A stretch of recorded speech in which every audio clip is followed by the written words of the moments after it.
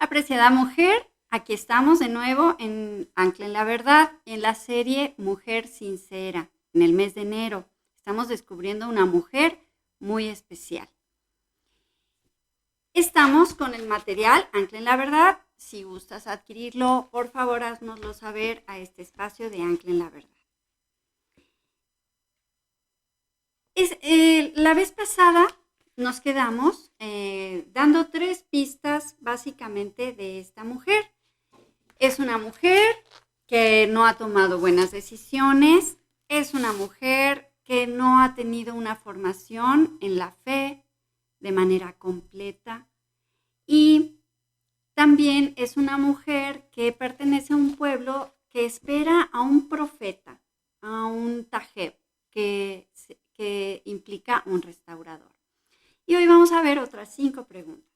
Y nos quedamos en la pregunta número 6.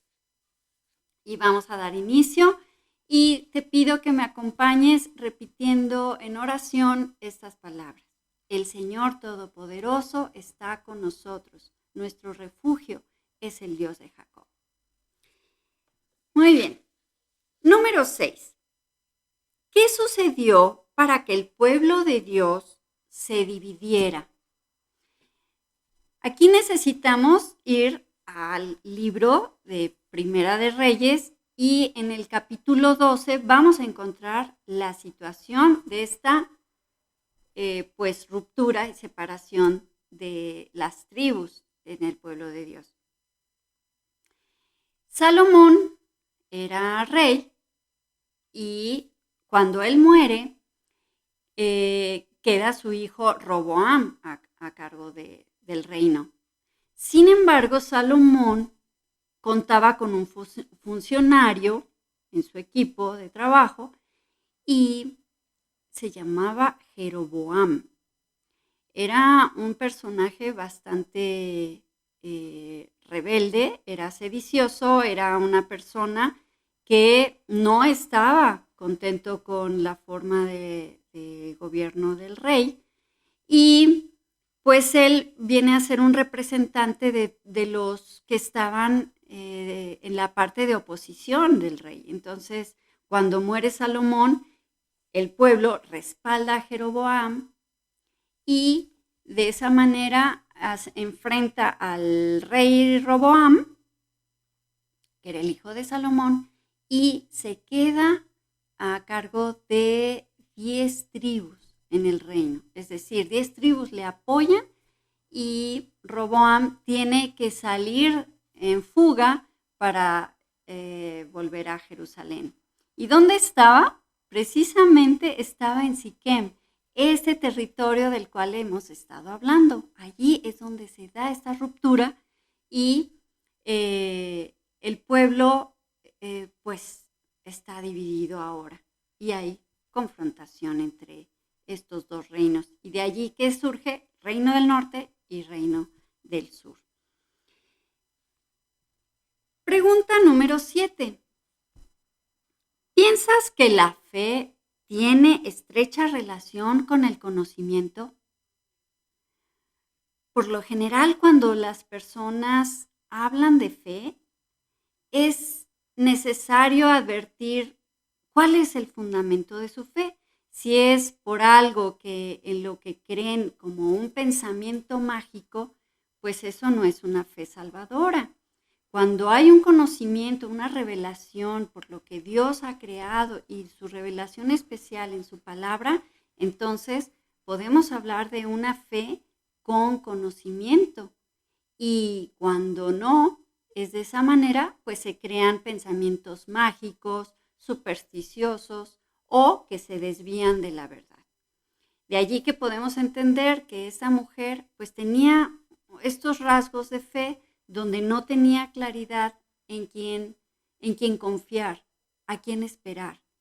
Entonces, sí podemos hablar de que cuando nos acercamos a Dios, debemos saber que Él es Dios verdadero y que en su palabra y en la medida que Dios nos va revelando la verdad, podemos tener una fe que se va fortaleciendo en el conocimiento de Dios, por lo que oímos acerca de él, porque la fe es por el oír. Pregunta número 8. ¿Consideras que esta mujer es responsable por la discriminación en la que vive? Podemos decir que efectivamente ella, por ser adulta y por llevar sus decisiones al extremo, pues sí, es responsable porque vive en una discriminación. Pero también nos podemos poner del otro lado de juicio. Podemos entender que es una mujer que no ha contado con una formación amorosa, que ha vivido en medio de un pueblo que hasta se les considera como un pueblo impuro, un pueblo que se le discrimina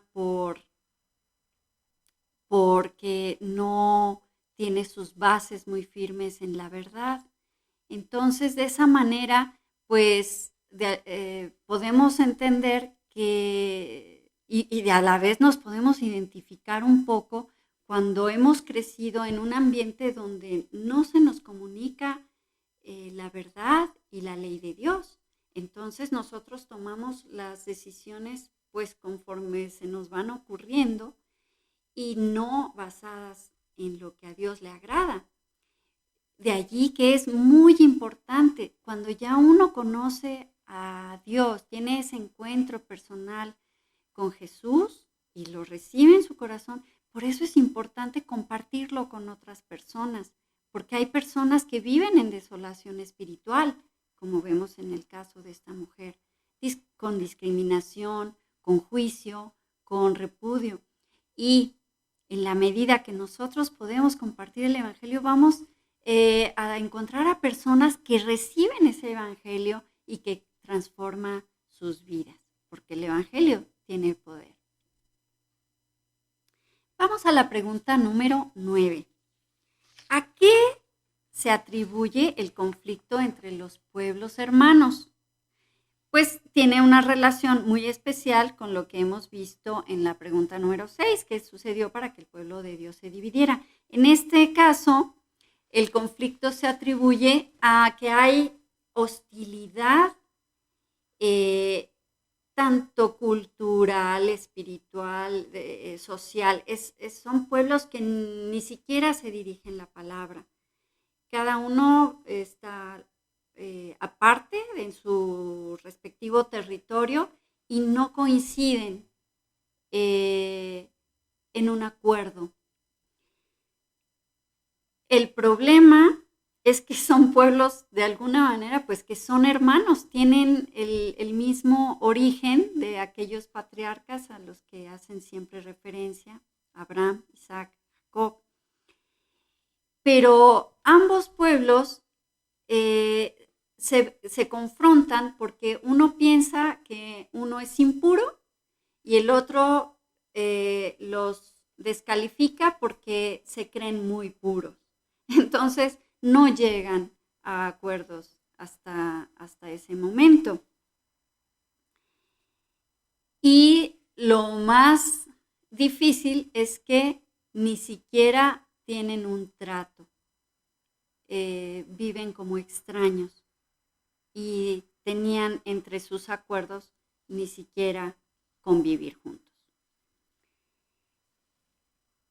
Esto nos lleva a la pregunta número 10.